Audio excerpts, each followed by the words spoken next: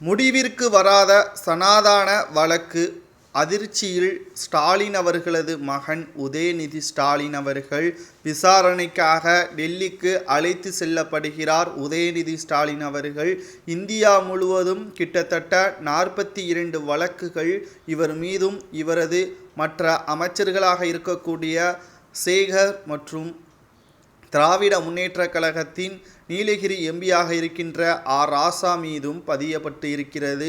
சனாதன பிரச்சனை, இந்துக்களை அவமானப்படுத்தியது போன்ற 3 பிரிவுகளின் கீழ் இவர்களது மீது வழக்கு பதிவு செய்யப்பட்டிருக்கிறது. ஒன்றல்ல இரண்டல்ல, இந்தியா முழுவதும் உள்ள முக்கியமான மாநிலங்களில் இந்து RSS முக்கிய தலைவர்கள் இதில் வழக்கு பதிவு செய்யப்பட்டிருப்பதால் திராவிட முன்னேற்ற கழகத்தினருக்கு அதிர்ச்சி அடைந்து விட்டார்கள். இதன் காரணமாகத்தான் மத்தியில் எப்படியாவது ஆட்சியை இந்தியா கூட்டணி கைப்பற்றிவிட்டால் இந்த அனைத்து வழக்குகளையும் தள்ளுபடி செய்துவிடலாம் என்று மனக்கணக்கு போட்டிருந்தார் ஸ்டாலின் அவர்கள்.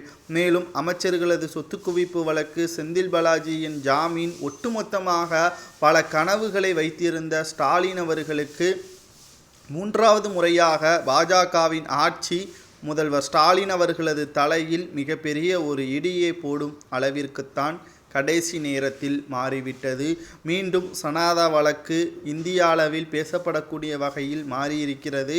நாளை காலை 10:30 மணி அளவில் உச்சநீதிமன்றத்தில் விசாரணை நடைபெறுகிறது.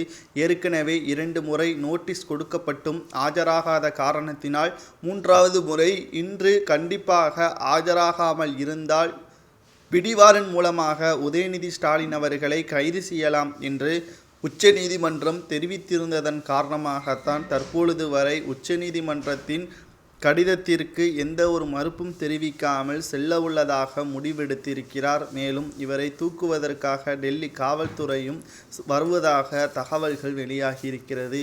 உதயநிதி ஸ்டாலின் மட்டுமா என்று பார்த்தால் அவர் மட்டும் கிடையாது. அமைச்சர் சேகர் பாபு மற்றும் நீலகிரி எம்பி ராசா இவர்களும் உடன் செல்ல உள்ளதாகவும், சனாதன வழக்கில் உதயநிதி ஸ்டாலின் அவர்களது உருவப்படத்தை வடமாநிலங்களின் கழிவறையில் ஒட்டிய சம்பவங்களும் இணையதளங்களில் பேசும் பொருளாகவே மாறியிருந்தது. தமிழகத்தை பொறுத்தளவிற்கு உதயநிதி ஸ்டாலின் அவர்கள் பேச்சு தமிழக கிராமங்களுக்கு செல்லும் என்று எதிர்பார்த்தார். ஆனால் இவரது சனாதன சர்ச்சை இந்தியா முழுவதும் பூகம்பமாக வெடித்து வடமாநிலங்களில் இந்தியா கூட்டணிக்கு மிகப்பெரிய ஒரு தோல்விக்கு அடித்தளமாக அமைந்தது. வங்காள முதல்வர் மம்தா பானர்ஜி அவர்கள் திமுக என்றாலே கடும் கோபத்தில் இருப்பதற்கு இதுதான் காரணம்.